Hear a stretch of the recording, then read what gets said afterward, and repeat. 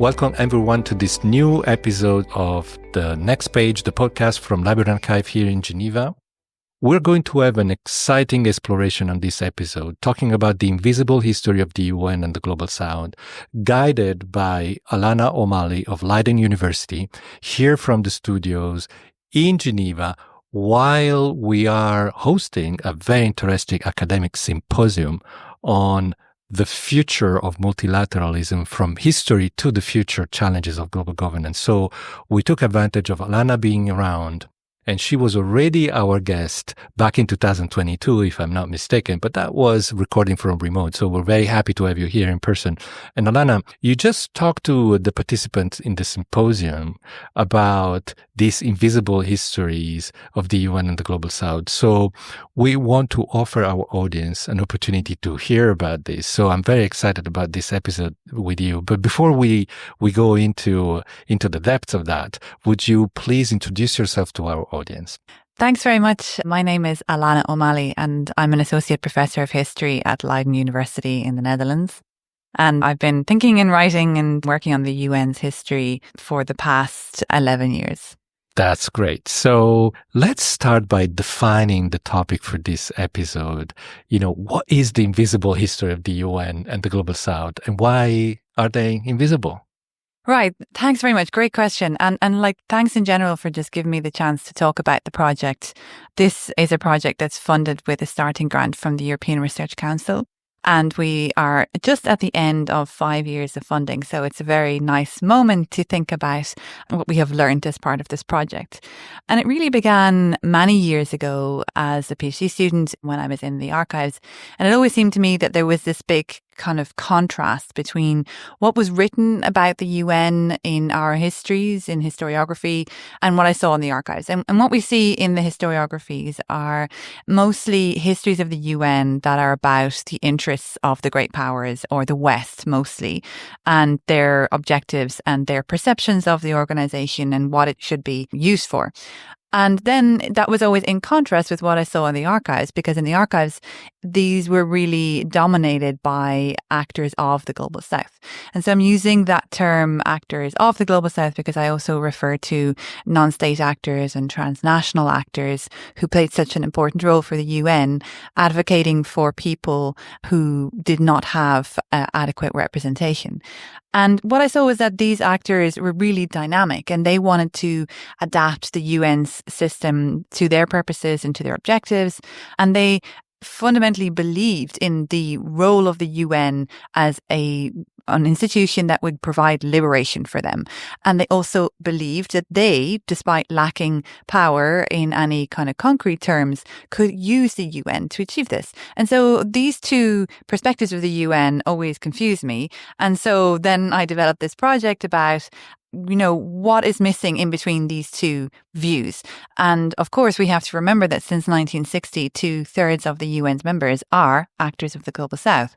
So it seemed to me that there was a kind of a missing or invisible history of what the UN is to members of the Global South, and also how these actors adopted and adapted the system to their preferences, and also how the UN both facilitated and limited their role in shaping global order through those processes.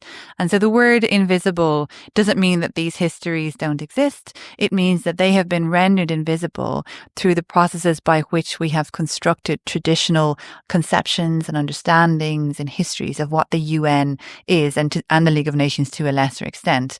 And in that process, we have obscured the role of these disenfranchised and overlooked actors who are not merely the recipients of the system's purposes, but rather also the architects of that system itself. Great. And how I'm curious about, you mentioned in your presentation in our symposium, you just mentioned this interval between 45 and 81. And in there, I wonder, in your research during these years, is what happens? What could you see in this dichotomy between historiography and primary sources? What revealed itself in that time span, 45, 81. It's quite a chunk of time, and a lot of things happened on the front of the colonization, but also, the hype of the Cold War was also placed in that interval. So yeah, guide us through.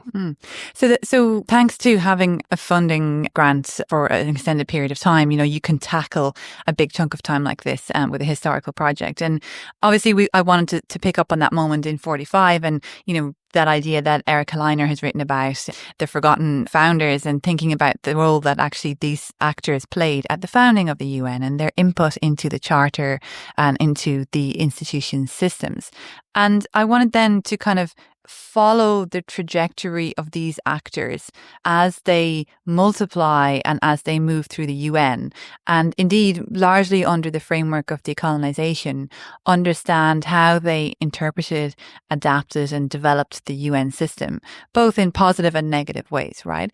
And we had to identify an endpoint. I think there's much work that remains to be done on the UN after the 80s into the 90s. Even from this perspective. But we identify the 1980s as the moment when the dreams of decolonization seemed not to have been realized, and that actually it seemed also that the faith in the UN that drove these actors from the beginning really waned quite substantially. And through those decades, we look at the moments of opportunism that were presented by the growing majority of Global South actors, the moments of division between them. So when the G77 creates UNCTAD in 1964, it's a moment of victory for the Global South because they've created a new UN institution that's going to serve their purposes of world trade rebalancing. But at the same time, a couple of years later, the G77 becomes hopelessly divided about how to achieve that. And individual initiatives on specific continents, for example, in Africa, the effort to create an African common market, don't come to any great success because there's just division between, ideas about balancing imports and exports and how to develop the continent together. So there is, moments at which we see these initiatives rise and fall. And I wanted to develop this project across a long enough chronology to give a sense of the UN's adaptation as something that is not linear, and certainly it's not, only in towards a specific ends. It's not teleological, and that they were shortcuts along the road. There were cul-de-sacs, there was frustration, there were difficulties. The system often developed at cross purposes, and that really complicates, I think, quite well our understanding of what the UN is. And it's another way to challenge that traditional narrative that during these years the UN was hamstrung by the Cold War. Yes, it affected the ability of the Security Council to make decisions, but the UN is so much more than the Security Council. And I think it's a way of highlighting the dynamism of the UN in other areas, even during the Cold War, and sometimes despite the Cold War, because actually, as we understand from the archives, these actors are driven by the crusade and the idea of liberation, the idea of economic sovereignty and human rights, and this notion of addressing global inequality. And Cold War ideology is very much down the list in terms of what appears in the UN sources and in the ways in which these actors think about the UN. So I wanted to also kind of use a time frame that we think we understand, but we don't actually get the full picture of what the UN was at that time. And hopefully the project contributes new perspectives in that regard. You proceed from the hypothesis that the UN developed in three main ways, right? I think it would be very interesting to hear about the hypothesis.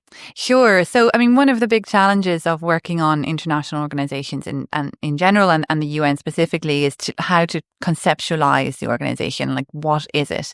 And we've had that very useful breakdown from Tom Weiss about the three UNs. And in my first book, I talked about the UN as an actor, a platform, and a socializing space. But I wanted to go a little bit further with this project and really try to think about how the UN was developed. And we came up with these 3 dimensions. So what we saw was that Global South actors develop the UN structurally, which means that they create new committees, such as the Committee of 24, the Special Committee on Decolonisation that comes out of Resolution 1514. They develop new blocks like the Afro-Asian bloc and new groups like the G77 that comes along with UNCTAD. So structurally, they're creating structures that are lasting in the UN system and that really create new spaces of interaction and new dimensions of activity. And then within these structures, I wanted to think about what happens. So methodologically is the next level. And what we found is that, and this is so interesting historically also, but also what has happened at the UN in recent years, is that we found our actors turning back to the Charter to see what can be constitutionally possible. How can rules be interpreted in new or in inventive ways to introduce procedural changes, new working methods, and with the ultimate aim of shaping the normative environment and introducing normative changes. And so that was the second level. That was what was happening inside these structures that they created.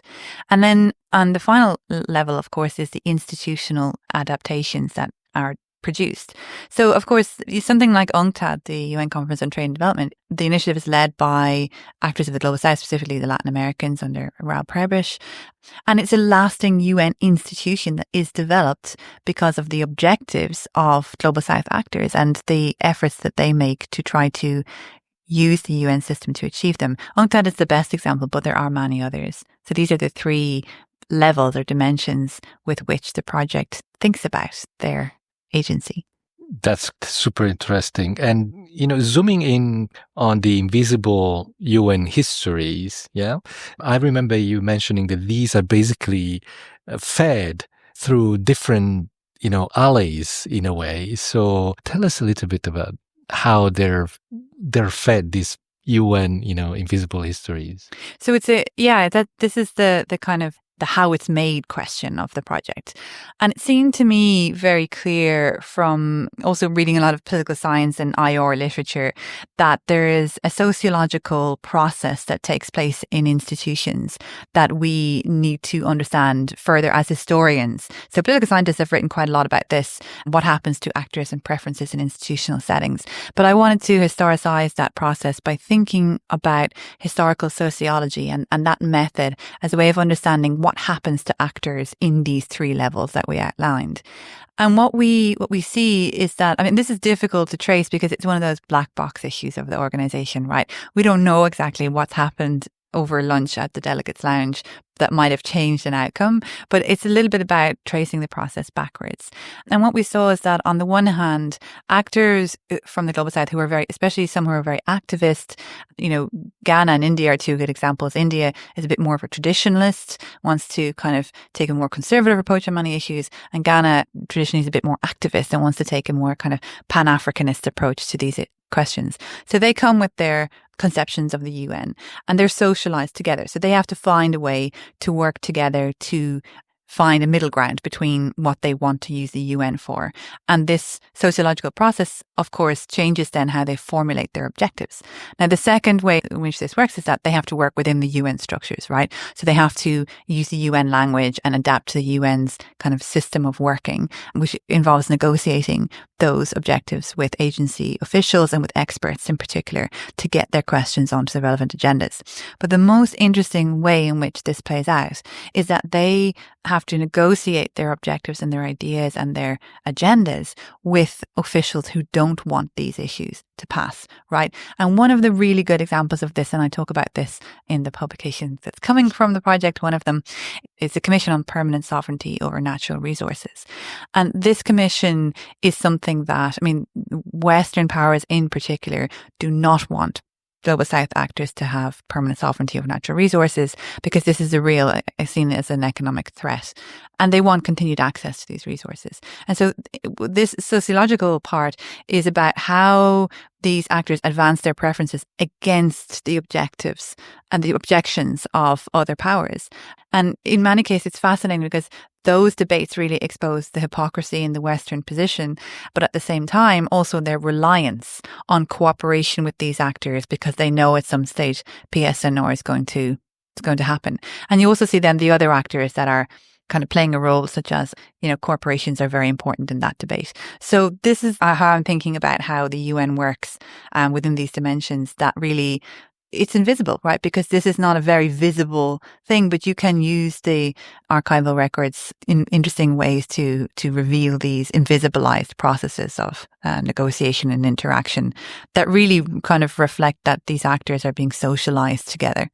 So I imagine there will be a publication, you just mentioned it, coming in the near future. And as a library, of course, we're very interested in acquiring that and maybe to host you again on the publication so that our audience can be exposed to the findings there. But can you anticipate a little bit the conclusion? So what in the end emerges from your exploration of these mostly primary sources, right? Yes, absolutely. This project will produce, among other publications from my 3 PhDs and the postdocs that have been involved, a book on the invisible histories of the UN. Spoiler alert, there's the title. And there's a couple of main conclusions or main claims in the book. And the first one is that the UN during this period acts as both the facilitator and the inhibitor of Global South Agency. So this means that the first part of the story, we know a little bit already, that the UN facilitates these actors because it provides them a platform and a space to pursue their objectives. But the second part is perhaps a little bit less known, in that it also functions as an inhibitor. And in that respect, you can think about the undetermined crusades for self-determination that actors try to feed into the UN system, thinking about the Biafrans in Nigeria or other groups that are within states that have been decolonized and want their own state, but these are unrecognized. The Katangans in Congo is another really good example. And that means that the UN actually inhibits the realization of their liberation dreams. The second thing that the book will talk about is the kind of invisible histories of the political dynamics of lost causes. And so that's a kind of a mouthful, but what I'm really talking about is, we have applied this kind of very exclusionary system of binary analysis to the UN and to international organizations in general, like where something is successful and where something fails. And I think there's a whole grey zone in between those two outcomes that is actually much more interesting. So what happens when draft resolutions don't make it through the individual General Assembly committees, or when parts become cut out of a General Assembly resolution or a report recommendation is not implemented? Well, it doesn't mean that the whole initiative fails. In fact, or what the book does is kind of reconstruct the political dynamics around some of these lost objectives, lost causes, to understand how they get fed into new initiatives in other areas, even on different questions. And so that also tells us something about, the institutional process of ideas and the institutional process of what happens to state objectives when they're fed into the system. But I think it also gives us a sense of the ways in which political dynamics and preferences and outcomes are shaped by that process of negotiation within the system. And the third thing that the book will talk about is, as I said, I mentioned a lot already, this sociological approach. And I think we really want to change the story of the UN about this North-South relationship. That's important, but we know kind of that traditional story. And I'm interested in thinking about the role of the UN in the asymmetries that evolve within the Global South, right? Because the Global South is not a kind of unitary actor at all, of course, neither during this period nor currently. And these asymmetries evolve in different ways. And the regionalization processes that are accelerated by UN cooperation are interesting in terms of what they reflect about changing dynamics.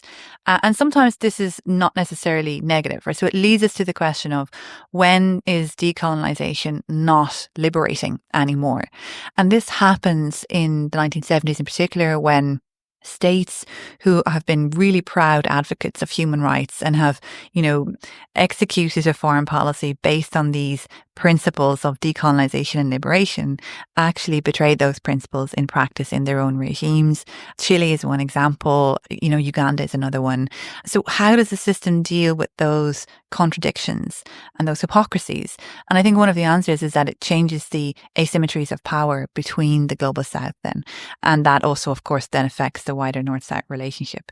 So this is what the book is on. And I hope that it will then, in that way, confront our existing existing understandings and conceptions of the UN by showing how global order has been contested within and between the UN and the Global South, and that it might give us a new starting point for these big questions about UN reform and global order and the international system of global governance, because we're starting with an inclusive history that is varied and contested and dynamic, rather than the idea that the UN is just an arm of America abroad or a tool of the Western powers. I think that's more accurate, that's more fulfilling, and that might increase the UN's relevance and purpose for people to whom most of its activities have been addressed for the last 80 years. Thank you so much. So this is a short episode, almost a teaser of what's to come with the publication of your new book. And of course, whatever is emerging also from this long study. As we wrap up the episode, I would also be interested in your feedback and your thoughts from the entire trajectory of your studies with the UN. So you mentioned your previous publication, you mentioned your PhD, your postdoc, and now this study. And we are in a time where the UN finds itself being a special actor with its special contradictions and challenges as an organization in the midst of a transition of what we call multilateralism. And I wonder how much of this situation, or how much of what characterizes the situation was traceable in your historical analysis in the back. So during your exploration journey, how many of these things emerged that explain where we are at the global level today? That's a terrific question. I think there is patterns of agency that we can see over time that are very clear. So it always kind of frustrates me in these discussions about global order and global governance. And, is this a moment when global order is breaking down? I mean, firstly, we have to understand that the liberal international order, and I'm not the first person to say this, and I won't be the last, has not been liberating for most of the world's populations and people, right? And so if we continue to construct an international system based on preserving a system that discriminates against the world's people, then we will not create a workable system. The second reality is that there has been in recent years a geopolitical tilt towards countries of the Global South, Brazil, South Africa, Indonesia, India, to name just a few. And these countries have very different purposes, and their purpose in thinking about global order is about equality and about, redressing the north-south imbalance. And that is exactly the same kind of objectives that these actors and many others in the Global South had for a very long time, since they were part of the UN system. And I think if we continue to construct the UN's history as if, these actors were not participants or we don't recognize their agency, then we fan the flames of those kind of circular debates about, redressing the ills of imperialism. Now, this is important, but if we get stuck in that loop, then we also deny the fact that they had historical agency in shaping the system, but that is an ongoing process. And so their agency is not new. This is not a new development. What we see with South Africa doing at the International Court of Justice on the question of the case against Israel over a potential genocide in Gaza, this is very much how Global South actors have used their historical agency at the UN to put issues on the agenda and to confront the global public and say, look, this is not just, this is not right, and we are going to stand up for what we believe is right, and the UN is the place to do that. And I think that if we could try to put that one message across, that, this is not a new moment. It's not a new Cold War, because this is not an ideological East-West battle, and this is not two systems of power that are opposed to each other in terms of development.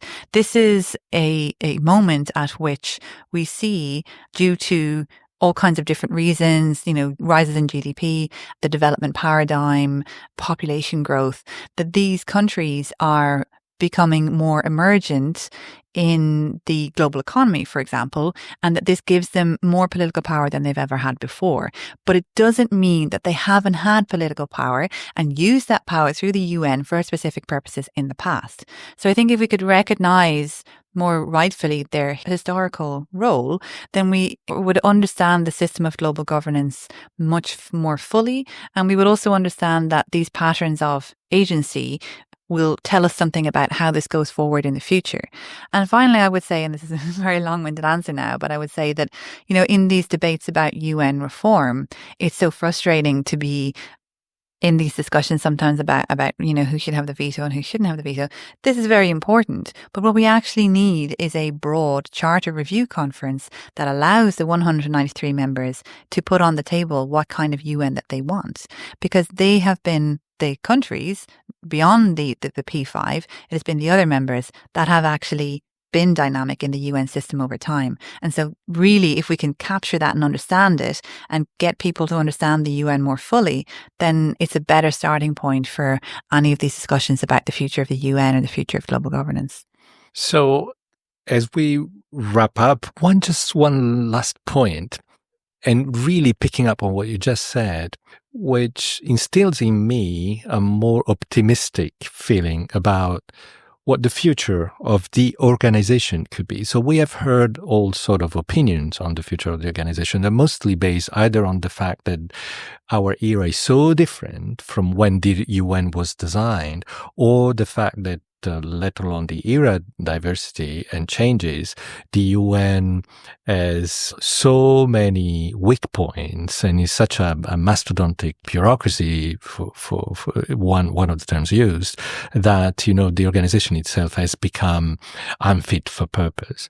However, this is not what I hear from you, and you have been a much more attentive analyst of the history of the organization. So where does that leave you in your overall feeling about the immediate future of the organization vis-a-vis the challenges where it finds itself, in part because of the moment in history, and I agree with you, the moment is not new at all, and in part because age matters, right, in institutional health? That's a great question. I think when people say the institution is not fit for purpose, we have to bear in mind what we enable the institution to do. And it's not just about political will. It really is also about economic resources. And the UN has been stripped of economic power in a very slow process for a very long time. And the issue is that now we are adding more and more capacities into what we expect the UN to do, but we're not paying any more money for the UN to do it. And sometimes it just does come down to those very, concrete facts that if we want the system to work better, we have to invest more into it. And we have to persuade the general public. And I'm not thinking, only about government leaders, but we have to persuade voters and people, ordinary people, that the UN serves a purpose for them and that the UN is worth taxpayers' money. It's a very simple idea. It's not very easy to do it, but it's so important, because until we get that message across, people will not vote in politicians who will even present this as an idea. So that, I think, is really, really important. And we have to persuade, I think also, we're in Geneva and, I'm based in The Hague, and these are cities where the UN has some relevance, but we have to persuade people outside these spaces, but still within Western Europe, that the UN is relevant for their lives. And I think there are ways to do that. I mean, we could, that might be another discussion. The other thing that I would say about reform efforts and, whether or not the system is possible to reform is that, we tend to have this almost immediate resistance. People frown and cross their arms when you talk about UN reform.